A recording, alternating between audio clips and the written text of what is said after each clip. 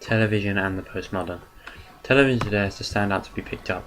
Even shows that are critically acclaimed are sometimes cancelled because of ratings that are not high enough and the production is too costly. So TV has moved on from shows like The Bill to shows that make the viewer think about what they're watching. The 21st century viewer wants to watch programs that challenge their own thinking and question the right and wrong, the funny and disgusting, and the weird and wonderful. Arrested Development is an American sitcom created by Mitchell Hurwitz. The series ran for 3 seasons between 2003 and 2006. The show is about the Bluth family and a formerly wealthy and habitual dysfunctional family, and is presented in a continuous format, incorporating handheld camera work, narration, archival photos, and historical footage. Ron Howard serves as an executive producer, as well as a narrator for the show. The show was broadcast by Fox, and it now has a planned revival which will air on Netflix in 2013 due to such a high fan following. The show is centered on Michael Bluth. His character is most relatable and the protagonist of the series.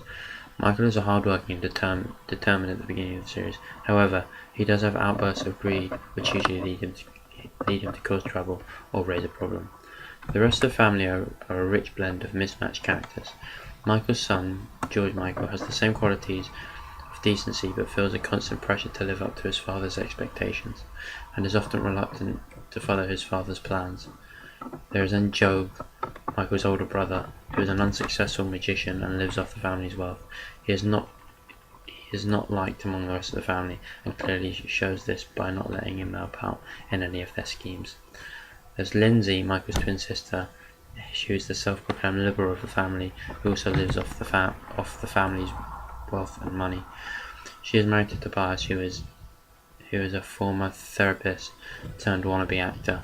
The character has homosexual overtones and often makes sexual references without realizing it. Their daughter Maybe is a rebellious teenager who does the opposite to what her parents tell her.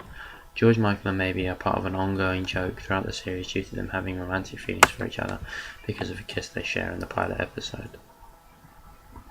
Intersexuality in Arrested Development references television shows and movies.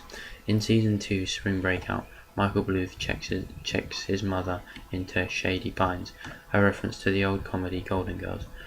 The character Sophia would constantly mention the retirement home.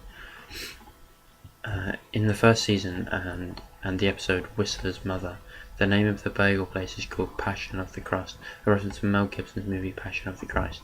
Numerous references are also made to Henry Winkler, who plays the role of the family attorney Barry Zuckerkorn character, Henry Winkler's character the Fonz, on Happy Days, right down to the part where he's replaced by young Scott Baio, playing the role of Bob blah blah, pronounced blah blah blah. Job wanted to enter his magic show with the Europe's 80s hit single The Final Countdown. In the second season, Fox, seeing Arrested Development pulled in a mere 5 million viewers per episode, cut the episode order from 23 to 18 episodes. In the episode SOBs, Michael Bluth sadly tells his father that the Bluth Company will only be building 18 houses in their new development lot, as opposed to the original 23. This is ironic as Fox cut the episode down from 23 to 18. In a third season episode, the writers responded to Fox's demands to tinker with the writer's creativity. Fox attributed the lack of years to complicated story arcs that couldn't be resolved in a neat 22-minute package. The inability for a layman to relate to the self-centered and egocentric Blues. The last 4 episodes took the Fox executives to task, having narrator Ron Howard actually come out and explicitly say at the conclusion of the episode that a story arc had been raised and concluded within a single show. My second postmodern show is The In-Betweeners. The In-Betweeners register on a level where it appeals to both an older and a younger audience with its references and jokes. The In-Betweeners looks at teenage boys and parodies school life. The humour registers to an older audience but still connects to a teenage audience as they can make links with the school environment. It parodies other school-based shows like Grange Hill and Waterloo Road by taking the action and drama set around the characters but puts a funny spin on it. The appeal of the show also comes from its dark humour. It uses frequent references to sex as well as large amounts of profanity. The show mixes the genres of comedy, romance, realistic issues, and slapstick humour. The main characters are a rich blend of personalities. There is Neil, who's stupid, Jay, who is a compulsive liar, Will, who is upper class and perceives himself better than the group, and Simon, who is the most relatable character, but often has the most embarrassing and cringeworthy moment. The narrative arc of the show follows Will. The series sees Will adjusting to his new middle-class life instead of the upper-class life he is used to.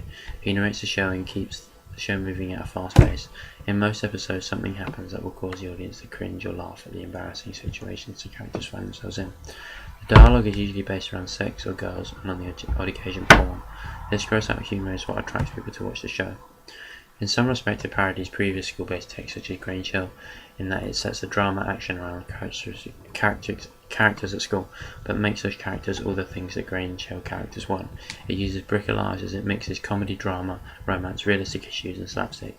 Series 1, Episode 3, Thought Park, parodies the conventional sleazy male driving instructor, turning it on its head. Simon is the object of the female driving instructor's of desire. Any episode, for example, Will's birthday, reveals numerous intertextual references, such as in the common room for Run DMC and NWA. There are other references to Russell Brand, Take That, and Super Size Me. Baudrillard may look at the Inbetweeners as a simulation of life due to most of the events that occur being exaggerated or blown out of proportion and would not happen in real life.